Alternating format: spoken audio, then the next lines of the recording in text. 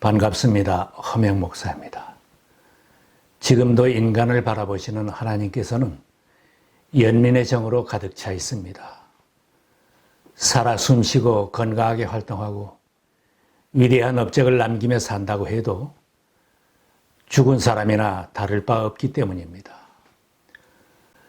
본래 모든 인간은 다 하나님의 진노를 받아야 할 불쌍한 존재요 소망이 없는 존재입니다. 에베소서에 말씀합니다. 여러분도 전에는 허물과 죄로 죽었던 사람들입니다. 그때의 여러분은 허물과 죄 가운데서 세상의 풍조를 따라 살고 곧 지금 불순종의 자식들 가운데서 작용하는 영을 따라 살았습니다. 우리도 모두 전에는 그들 가운데서 육신의 정욕대로 살고 육신과 마음이 원하는 대로 행했으며 나머지 사람들과 마찬가지로 날 때부터 진노의 자식이었습니다. 그러나 자비가 넘치는 하나님은 예수 그리스도를 보내주셔서 허물과 죄로 죽은 인생들을 살려주셨습니다. 그러나 하나님은 자비가 넘치는 분이셔서 우리를 사랑하신 그 크신 사랑으로 말미암아 범죄로 죽은 우리를 그리스도와 함께 살려주셨습니다. 여러분은 은혜로 구원을 얻었습니다. 모든 인간은 하나님이 진단해 보신 후 완전히 죽었다고 사망 선고를 내렸다는 말씀입니다. 이런 운명이 된 것은 하나님과 관계가 단절되어 하나님의 생명에서 떠나 있기 때문입니다. 그들의 총명이 어두워지고 그들 가운데 있는 무지함과 그들의 마음이 굳어짐으로 말미암아 하나님의 생명에서 떠나 있도다. 죽은 사람은 아무리 불러도 대답이 없듯이 하나님을 떠난 사람은 하나님이 아무리 불러도 응답하지 못합니다. 하나님에게 아무런 반응을 보이지 못하면 죽은 사람입니다. 하나님의 말씀을 들을 수도 없고 하나님의 뜻이 무엇인지 알고 따를 수 없다면 하나님이 보실 때 죽은 사람입니다.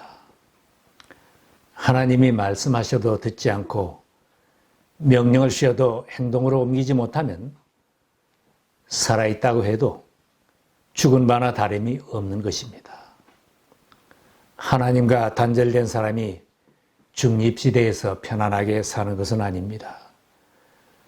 공중 권세를 잡은 마귀를 따라 종로를 타고 살게 되므로 불쌍한 삶을 사는 것입니다. 하나님의 말씀에는 기마개를 하고 마귀를 따라가는 사람은 세상의 풍속을 따라 살게 됩니다. 우상을 섬기며 육체의 욕심대로 살아갑니다. 그래서 예수님도 마귀를 쫓아 사는 자는 마귀의 자식이라고 지적하셨습니다. 너희는 너희 아비 마귀에게서 났으니 너희 아비의 욕심대로 너희도 행하고자 하느니라. 하나님을 떠나 마귀를 따라가며 세상 풍속대로 살고 육신의 욕심대로 살면 하나님의 진노와 심판을 피할 수가 없습니다. 마귀 좋아하는 대로 살다가 마귀를 따라 지옥에까지 가게 됩니다. 이런 인간을 불쌍하게 계신 하나님께서 우리의 운명을 바꾸어 주셨습니다. 죽은 우리를 그리스도와 함께 살려주시고 하늘에 앉게 하셨습니다. 하나님께서 그리스도 예수 안에서 우리를 그분과 함께 살리시고 하늘에 함께 앉게 하셨습니다. 죽은 자를 살려주신 은혜도 감격한데 예수님과 함께 하늘 보좌에 나갈 수 있게 신분을 바꾸어 주셨습니다. 죽은 인생들이요 죽어야 할 우리가 예수를 믿어 살게 되었습니다. 뿐만 아니라 하나님의 자녀가 되어 하늘의 영광을 누리는 은혜까지 받게 되었습니다. 하나님께서 세상을 이처럼 사랑하셔서 외아들을 주셨으니 이는 그를 믿는 사람마다 멸망하지 않고 영생을 얻게 하려는 것이다. 그를 맞아들인 사람들, 곧 그 이름을 믿는 사람들에게는 하나님의 자녀가 되는 특권을 주셨다. 예수님께서도 분명하게 말씀하셨습니다.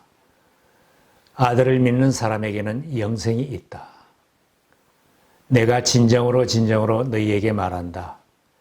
내 말을 듣고 또 나를 보내신 분을 믿는 사람은 영원한 생명을 가지고 있고 심판을 받지 않는다. 그는 죽음에서 생명으로 옮겨갔다. 믿는 우리는 예수 그리스도를 통하여 사망에서 생명으로, 멸망할 신분에서 영생을 누리는 몸으로, 마귀의 자식에서 하나님의 자녀로 놀라운 신분 변화를 가져왔습니다. 하나님께서 왜 이처럼 후대하시고 높여주셨겠습니까? 내가 잘나고 훌륭해서가 아닙니다. 우리에게 자랑할 것은 아무것도 없습니다. 이미 죽은 몸이라면 자랑할 것도 없고 차별도 없습니다. 누가 죽은 시체를 보고 이것은 잘생겼다, 못생겼다, 훌륭하다, 빈약하다 하겠습니까? 누가 더 건강하고 누가 더 약하다고 하겠습니까? 죽은 몸은 잘나고 못난 것이 구별이 없이 다 똑같이 불쌍한 처지입니다. 이런 존재들에게 영원히 살 길을 주시고 특권을 주신 것은 생명의 주관자이신 하나님의 선물이라고 했습니다. 여러분은 믿음을 통하여 은혜로 구원을 얻었습니다. 이것은 여러분에게서 난 것이 아니요 하나님의 선물입니다. 행위에서 난 것이 아닙니다. 그러므로 아무도 자랑할 수 없습니다. 우리가 구원을 받고 하나님의 자녀가 된 것은 내가 잘나고 내 행동이 고와서 구원을 받은 것이 아닙니다. 조상들이 훌륭해서 구원해 준 것도 아니라는 말씀입니다. 오직 하나님의 은혜로 구원의 선물을 받은 것입니다. 내가 지혜롭고 의지가 굳어서 하나님을 선택한 것도 아닙니다. 하나님 편에서 나를 지명하여 부르시고 선택하셔서 생명을 주시고 자녀로 삼아 주셨습니다. 믿는 우리는 누구라도 자랑할 것도 교만할 것도 없이 은혜를 받고 생명을 얻은 사람들입니다. 죽은 우리를 살리기 위하여 하나님은 엄청난 희생과 대가를 치르셨습니다. 독생자 예수 그리스도, 사랑하는 아들을 십자가에 죽도록 내주시면서 희생하시고 우리를 살려주셨습니다. 본체가 하나님과 동등한 예수님이 인간의 몸을 입으시도록 낮아지셨습니다. 피조물 인간에게 온갖 모욕을 다 받으셨으며 몸으로 모진 고난을 다 당하시고 죽으시는 희생의 대가를 치르셨습니다. 왜 이처럼 희생하시면서 은혜를 베푸시고 특권까지 주셨겠습니까? 바울 사도는 하나님이 구원해 주신 목적을 밝히 말씀하고 있습니다. 그것은 하나님께서 그리스도 예수 안에서 우리에게 베풀으신 그 은혜가 얼마나 풍성한지를 장차 올 모든 세대에게 드러내 보이시기 위함입니다. 하나님의 사랑과 그 은혜를 증거하는 하나님의 전시물로 살라고 값비싼 대가를 치르셨습니다. 구약 성경 이사야서에는 이스라엘을 구원하신 목적을 밝히고 있습니다. 내가 너를 구속하였고 내가 너를 지명하여 불렀나니 너는 내 것이라. 나 여호와가 말하노라. 너희는 나의 증인 나의 종으로 택함을 입었나니 이는 너희가 나를 알고 믿으며 내가 그인 줄 알게 하려 함이라. 십자가를 지고 우리를 구원하신 주님께서도 구원받은 우리들에게 말씀하셨습니다. 너희는 온 세상에 나가서 만민에게 복음을 전파하여라. 믿고 세례를 받는 사람은 구원을 받을 것이요 믿지 않는 사람은 정죄를 받을 것이다. 죽은 자가 살았다면 살리신 그 은혜를 증가하며 살아야 마땅합니다. 온 천하 만백성을 살리기 원하시는 하나님의 마음과 풍성한 그 은혜를 드러내는 증인으로 살아야 합니다. 오늘도 내일도 하나님의 은혜와 사랑을 증거하며 증인으로 사는 것이 하나님의 소원입니다. 너무나 큰 선물을 받은 사람들은 감사하며 감격합니다. 내가 구원을 받고 하나님의 자녀된 것이 하나님의 선물인 것을 깨닫는 사람은 인생의 큰 변화를 체험하게 됩니다. 나는 영원히 산다는 확신을 가진 후부터는 사물을 보는 눈이 달라지는 것을 체험합니다. 인생관이 달라지고 세계관이 달라져서 변화된 삶을 살게 됩니다. 크나큰 하나님의 선물에 감사하며 감격하여 주일만 되면 하나님께 감사로 예배를 드리게 됩니다. 가정생활도 직장생활도 무슨 일을 하며 살아도 감사와 기쁨을 잃지 않고 살게 됩니다. 타향에서 힘이 들고 이민생활이 고달파도 낙심하지 않고 봉사하고 섬기며 힘써 복음을 전하는 생활을 하게 됩니다. 혹 몸이 아프든지 어떤 어려운 일을 당한다 해도 하나님께 기도하면서 모든 고난을 이겨냅니다. 구원의 확신이 있기 때문입니다. 사람들 중에는 과학시대에 살고 있다고 무덤 저편의 세계에 대하여 믿지 못하는 사람들도 있습니다. 성경 말씀도 믿지 못합니다.